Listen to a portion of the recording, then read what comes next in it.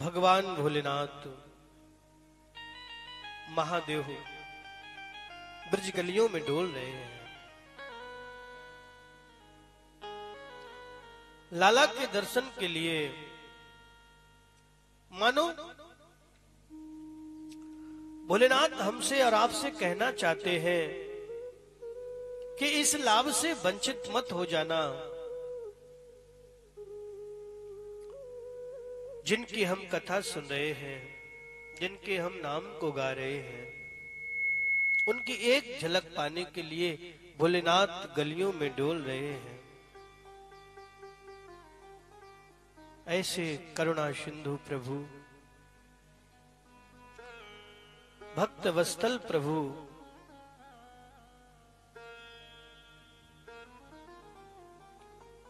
लाला बनकर के आज प्रकट भये हैं।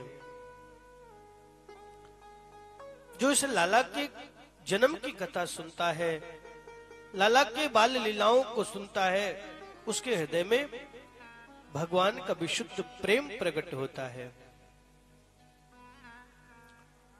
भगवान भोलेनाथ घूमते घूमते आज नंद भवन के पास पहुंच गए। दासी ने देखा कोई साधु खड़ा है, भर के थाल लाई है। बाबा ने मना कर दियो, मुझे धन नहीं चाहिए, मुझे अन्न नहीं चाहिए, मुझे वस्त्र नहीं चाहिए, मुझे संसार के उपयोग आने वाली कोई वस्तु नहीं चाहिए। बाबा तो क्या चाहिए? अगर देना चाहती हो तो एक बार यशोदा के लाला को दर्शन करा दो, एक बार उसकी झलक दिखा दो। दासी ने यशोदा से जाकर के कहा,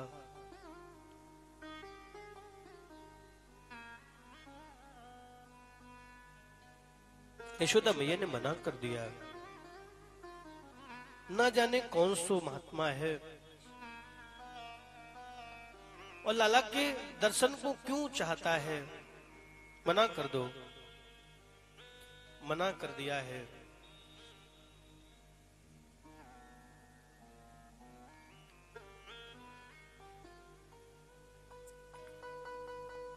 पर भोले बाबा हट लगा करके बैठ गए। मैं बिना दर्शन के जाने वालों नहीं। मुझे बाबा भोलेनाथ मन में विचार करे, बिना दर्शन के ना जाओ, मैं तो दर्शन पाके रहूंगा। बैठ गए हैं आस लगा करके। भोलेनाथ को द्वार पे देखा तो द्वारकाधीश बालकृष्ण प्रभु रोने लगे हैं कि निठुर देहु कितनी मैया मेरी निठुर है।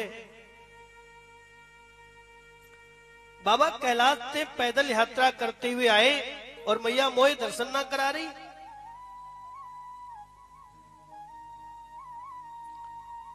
प्रभु रोने लगे हैं, जोर जोर से चिल्लाने लगे हैं।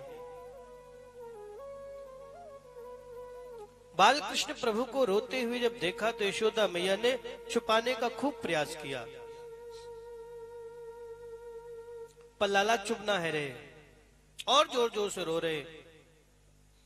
यशोदा के मन में विचार आया, अपनी दासी को बुलाया, ऐसा तो नहीं उस महात्मा ने, उस साधु ने कुछ लाला पे जादू टोना कर दियो, लाला रोए रोए जाए रो, चुप रहने को नाम ही ना रह रहे हो, का कोई जादू तो ना कर दियो। उस दासी ने कहा, यशोदा तुम ठीक कहती हो, मुझे भी वो ऐसा ही लग रहा है। अब एक काम करें, बाई को बुलाएं और बाई से पूछें कि तुमने क्या करो माओ, लाला रोए जा रहे है। दासी झट से गई और बुला करके लाई है। अरे बाबा,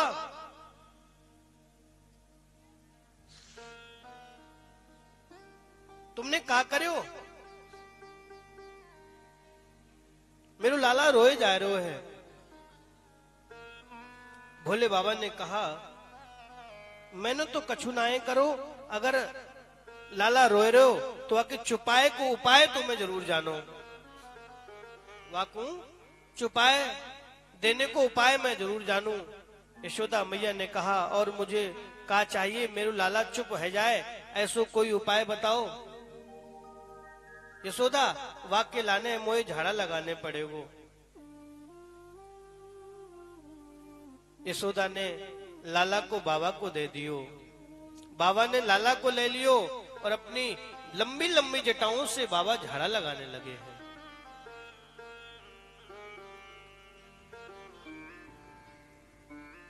और जैसे जटाओं का स्पर्श हुआ, लाला शांत हो गए, लाला का रोना बंद हो गया।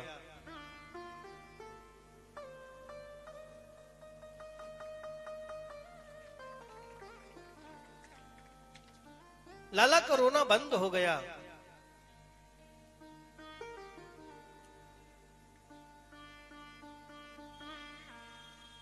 भोले बाबा लाला को देख रहे हैं और छोटे से कन्हैया भोले बाबा को देख रहे हैं।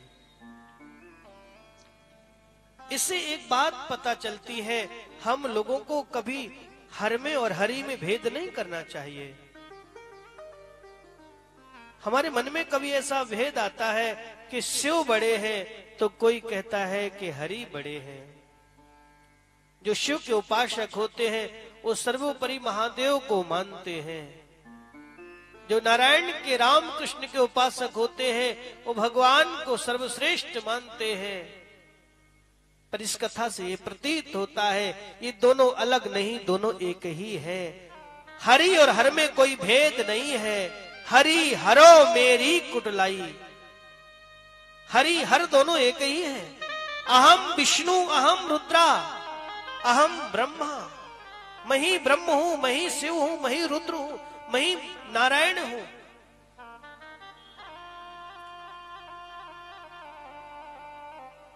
शिव भजन करने के लिए बैठते हैं तो राम राम जपते हैं, और वही राम जब वन में विचरण करते हैं तो रामेश्वरम की स्थापना करते हैं। ऐसा प्रेम है एक दूसरे के प्रति। तो हरि हर में कोई भेद नहीं करना चाहिए। भोले बाबा ने दर्शन पाए, मानो सब कुछ पा लियो।